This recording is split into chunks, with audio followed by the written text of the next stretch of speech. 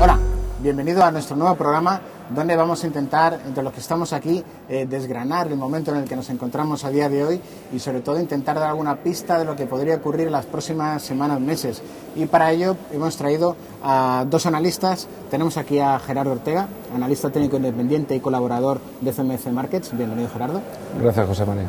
Y por otro lado a Miguel Pareja, gestor de Bolsa 3. Bienvenido, Miguel. Gracias. Bueno, estamos en un momento parece complicado, por lo menos bastante interesante de mercado. El viernes pasado vimos cómo todos los mercados se daban la vuelta a la baja en la última parte de la sesión. Ayer abrimos con un claro hueco bajista de en torno al 1% en todos los índices y tenemos ahí, digamos, a nuestro selectivo, nuestro IBEX, coqueteando con la zona de los 10.000, 10.076, que a priori parece la primera zona de soporte, de control importante, al Santander también, en la parte inferior de este rango lateral de los últimos meses. ¿Qué le dicen sus gráficos, Miguel? ¿Al final romperemos o existe la posibilidad de empezar a rebotar desde aquí? Bueno, lo primero es evidente que hay una tendencia correctiva muy pronunciada en este mes de mayo. Ese hueco semanal que se producía en la sesión de ayer se ha venido produciendo sistemáticamente las 3 semanas anteriores. En diversas ocasiones se ha rellenado, pero sigue más que vigente y activo el hueco, con además sus connotaciones a la baja. Ha llegado el precio efectivamente a zona importante de referencias técnicas, de proximidad a la tangencia con directriz alcista a largo plazo, zona de mínimos del pasado mes de marzo, etcétera. Son razones suficientes para poder pensar en principio que es una zona de mirar y prestar lógicamente atención. Es algo que sucede también en otros índices, el Eurostoxx 50 en la zona de los entornos de 2.800 puntos y otros índices europeos con parecida correlación al IBEX 35. En principio, para poder pensar que esta zona ha funcionado, ha servido como zona de apoyo, zona de frenada del movimiento bajista, necesitaríamos una mínima confirmación de vuelta, y esa mínima confirmación de vuelta puede venir dada o debería venir dada por la anulación de este último hueco bajista, o lo que es lo mismo, avances, cierres por encima de los 10.225 puntos. Sí que sería un argumento para decir, efectivamente, ha funcionado el soporte y puede haber un movimiento de reacción al alza. Ya veríamos a ver en cómo lo encajaríamos, si un mero repunte puntual, pero en cualquier caso, movimiento al alza. A partir de ese punto, todo lo que sea cesiones por abajo de 10.000, dejar abierto el hueco de ayer, pues lo que vienen es ni más ni menos a transmitir señal de continuidad, señal de que esta presión vendedora que ha venido acelerándose según se producían las cesiones sigue ahí latente, y bueno, pues con todos los factores o con todas las justificaciones que queramos encontrar por detrás, pero sí que es cierto que avances, o mejor dicho, cesiones por abajo de esas zonas clave tendrían especial relevancia, sí. Y para apostar por un rebote, solo si cerramos el hueco bajista ayer en periodo semanal, ¿no? Para darle cierta vigencia o credibilidad, evidentemente sería importante ese hueco, porque es la única forma de anular algo que se ha venido produciendo en las 3 últimas semanas. Es decir, si estamos en una hipótesis en la cual hay un elemento como es un hueco de continuidad bajista que se ha venido produciendo y ha venido avalando la continuidad bajista, debe anularse dicha referencia para anularse también las connotaciones de presión bajista.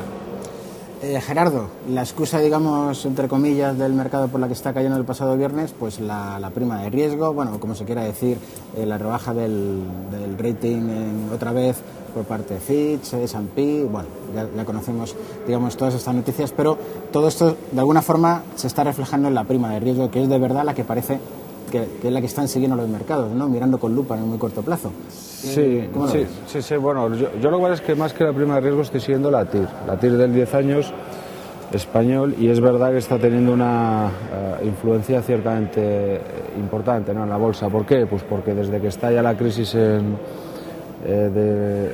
Grecia, la crisis de deuda soberana, pues es el mercado europeo, hay parte del mercado europeo, a excepción de DAX y FTSE, pues que no consigue, digamos, escalar a la velocidad de crucero que ha ido el mercado norteamericano, ¿no? ¿Eso qué es lo que nos ha dejado? Pues como se puede ver en el gráfico, pues una gran divergencia, es decir, entre lo que sería toda esa Europa divergente y lo que sería, por ejemplo, el S&P 500 que tenemos en pantalla. Pero bueno, el Russell 2000 se ha ido a máximos de todos los tiempos, el Nasdaq ha seguido escalando, el Dow Jones, etcétera, etcétera, ¿no? Entonces, ¿por qué esto es importante? Bueno, pues porque esto es una divergencia según la teoría de Dow, y esto lo que nos viene a decir es que si no se produce un proceso de convergencia, ¿de acuerdo? Lo que podría haber serían pues fuertes caídas en el mercado. Entonces, ¿eso qué significa? Un poco pues lo que estaba comentando Miguel, es decir, si hay una figura de vuelta en el corto plazo y además venimos con huecos no solamente diarios, sino semanales a la baja, que no son exclusivos del IBEX, sino a nivel global, incluyendo también Estados Unidos, pues ojo con perder las zonas que está comentando Miguel, porque podría ser el comienzo de algo. Es decir, sabemos cómo empiezan las cosas, pero no cuándo acaban, ¿no? Y esto que estamos comentando, bueno, pues está reflejado en los gráficos. Aquí tenemos una divergencia que hoy ocurrió en el pasado y supuso el suelo de mercado. Todo esto está en gerardoortega.es en el blog desarrollado. Que se me disculpen que estos gráficos, bueno, pues no están actualizados, que decir, en tiempo real, pero vamos, en realidad es más o menos lo mismo. Y comentar lo de la prima de riesgo que estábamos hablando, ¿no? Es decir, a mí me inquieta sobre todo lo que es la pauta, y me explico. Mira, en pantalla lo que hace la prima de riesgo del bono griego respecto al alemán es, en primera instancia, supera su techo de marzo de 2009. Marzo de 2009 es el suelo de la bolsa, ¿de acuerdo? Y posteriormente la TIR lo que hace es superar un nivel clave de referencia. Bueno, aquí estamos en 900 puntos básicos, en una rentabilidad del 10%. Actualmente estamos en 17, 18, ¿no? Bien, luego vino Irlanda. Irlanda era aquel país, yo creo que por todo el mundo ha sabido, que hizo los deberes, pasaron sus bancos, sus test de estrés, etcétera, etcétera, y era un poco el paradigma de país que había hecho, entre comillas, sus deberes, ¿no? Bien, de tener una prima de riesgo de estar a 90, 100 puntos básicos, bueno, pues la tenemos absolutamente disparada, pero la pauta fue la misma. Primero la prima supera el techo de marzo de 2009, insisto, suelo de las bolsas, y luego posteriormente lo que hace la TIR es pues superar una zona clave. Eso ocurrió, y claro, si nos vamos a Portugal, si te fijas, la pauta es exactamente la misma. Superamos primero la prima, luego va la TIR. ¿Y qué es lo que a mí me preocupa? Mira, este es el gráfico que yo colgaba pues de ayer. Es decir, esta misma pauta ya ha ocurrido en el IBEX 35, hemos superado lo que es esta zona que estoy señalando en el gráfico. Primero la prima de riesgo, no superó la TIR, ¿de acuerdo? Y luego, pues bueno, en octubre del año pasado, pues sí lo ha hecho. ¿Eso qué significa? Pues que la pauta es exactamente la misma. Yo no voy a decir que vaya intervención en España porque no lo sé, pero lo que sí que sé es que hay elementos, como puede ser, por ejemplo, la situación electoral, que puede llevar a que, en fin, va a haber excesivos cambios, y vamos a ver si en zonas donde se ha estado gobernando durante un largo periodo de tiempo, pues, hombre, pues se ha caído en la complacencia y a lo mejor no se ha podido decir toda la verdad. Y además tendría todo el sentido del mundo, porque venimos de una época, fíjate, en la época subprime, pues todo lo que ha pasado, ¿no? Donde han fallado todas clases de controles, etcétera, etcétera, ¿no? Sí, el caso es que si somos, digamos, asépticos, ¿no?, lo que vemos en el gráfico, parece que las cosas podrían... El gráfico nos está diciendo una cosa muy clara, y lo que sí sabemos es que hay una divergencia, y sabemos que hay figura de vuelta en el corto plazo. Ese es un poco el tema, ¿no? Entonces, a partir de ahí, pues yo te puedo decir que nosotros en el servicio premium de estrategias de inversión nos hemos visto obligados, solamente por esto, independientemente de que no hayan saltado stops en las estrategias, a tomar decisiones. ¿Por qué? Pues porque tenemos que ser coherentes un poco con lo que venimos comentando, ¿no? Y en cuanto a esa estrategia, a esas divergencias que antes hablamos, a mí un poco lo que me tiene preocupado es esa clara divergencia que hay entre Estados Unidos y Europa. Vemos como Estados Unidos no ha parado de subir, el DAX prácticamente lo mismo, pero el resto de Europa, el CAC, el Eurostoxx también muy tocado, el IBEX todos muy tocados. Quiero decir, si hemos visto que cuando ellos han tirado con fuerza, nosotros nos hemos quedado atrás. No sé, me preocupa cuando venga ese merecido descanso que deberían tomarse, entiendo, en algún momento los índices americanos. ¿Qué podría pasar con nuestro IBEX? ¿Qué podría pasar con el resto de Europa? ¿Existe la posibilidad de que en algún momento intentemos de alguna forma cubrir esa gran brecha que existe entre Estados Unidos y Europa? ¿O si al final allí corrigen, nos tocará sufrir? Pues que puede haber o convergencia o divergencia. Convergencia, también el que tenga tiempo que entre, insisto, en gerardoortega.es, porque ahí pusimos ejemplos de convergencia. Convergencia, por ejemplo, ¿entre quién? La plata y el oro. Una divergencia de 12 meses, de acuerdo, que donde la plata no conseguía acompañar al metal precioso, al oro en el momento que lo hizo. Bueno, por todos he sabido que hemos subido de 20 a 40. Todo esto es verdad y tiene sentido por las medidas de expansión monetaria tomadas en Estados Unidos, que por cierto acaban ahora en junio, y está con todo ese juego con el dólar, de acuerdo, porque desde mi punto de vista es una devaluación de facto del dólar, todo eso acaba. Y luego hay otro tema, es decir, cuidado que todos estos activos están denominados en dólares. ¿Qué es lo que significa esto?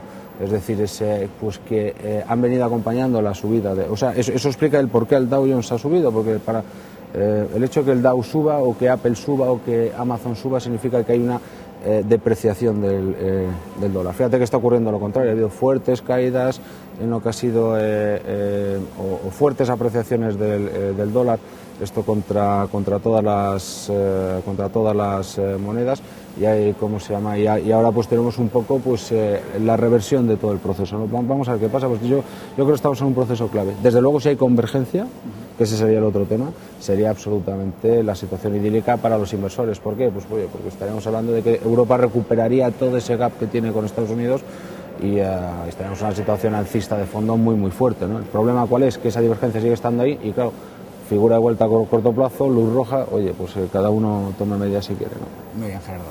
Y por último, Miguel, llegados a este punto tan complicado, que estamos ahí coqueteando demasiado con los soportes, ¿qué estrategias crees más interesantes en el corto plazo? Bueno, pues podríamos plantear dos tipos de estrategias. Una, aquellos que quieran ir con la tendencia, obviamente, siendo la tendencia correctiva, pues buscar aquellos valores que puedan ofrecer niveles de entrada en posición corta, pues acorde. El stop sería el mismo que hemos comentado, que sería a su vez, lógicamente, la señal de inicio de un movimiento de rebote, es decir, anular el último hueco bajista. Sin embargo, para aquellos o que no se estén familiarizados con estrategias bajistas o que busquen o se sientan más cómodos comprando, existiría una posible estrategia conjunta que sería la de Santander y BBVA. Comentabas antes en la introducción que Santander es el valor que ha respetado el lateral casi perfecto que ha desarrollado los dos últimos meses, prácticamente casi 3 últimos meses, entre 7,75 y 8,50, hablamos de precios descontando el dividendo recientemente abonado, mientras que BBVA cada vez que ha habido cesiones ha marcado mínimos por debajo de su mínimo precedente, o lo que es lo mismo, pues una situación claramente diferente a la de Santander. En la medida en la cual Santander respeta la zona de 7, vamos a dar un cierto filtro, 7,70 incluso, siendo el mínimo ayer 7,71, pues con mayor razón podríamos plantear una estrategia arriesgada, porque estamos hablando de comprar en plena tendencia o pleno proceso correctivo, comprar en torno a 7,80 por ejemplo, condicionado a que no se anule dicha situación de divergencia alcista que está generando frente a BBVA, o lo que es lo mismo, que no haya un cierre por debajo de 7,70. Estamos hablando de un margen de stop más que aceptable, sobre todo en los tiempos de volatilidad actuales que hay en los mercados, y por tanto sería una posible estrategia. Podríamos hablar del lateral de Repsol y comprar en zonas de 20 con esto por abajo de 22 con esto por abajo de 21,90. Sería una hipótesis, por supuesto, pero estaríamos entrando en un escenario de posibles estrategias individuales por detrás de lo que es el escenario principal, y el escenario principal ahora mismo, como hemos dicho, es de presión vendedora. Es muy llamativo que haya abierto la semana con hueco a la baja y no haya habido ni el más mínimo intento de recuperación. Eso significa que todavía, y pese a los niveles alcanzados de cotizaciones y de sobreventa, sigue habiendo más papel que dinero, y por tanto mucho cuidado con estrategias, pese a que sean individuales, haya zonas de apoyo claras, etcétera, con iniciarlas. Si aún así se deciden los inversores por ellas, pues obviamente que vigilen la referencia de stop de este mínimo semanal, porque por debajo del mismo lo lógico sería asistir a continuidad a la baja. Muy bien, pues aquí finalizamos el programa. Muchas gracias, Gerardo. Gracias. Muchas gracias, Miguel. Gracias. Esperemos que de alguna forma les haya servido de ayuda, de pista para lo que puede ocurrir las próximas semanas. Y bueno, pues simplemente emplazarles para el próximo programa. Muchas gracias.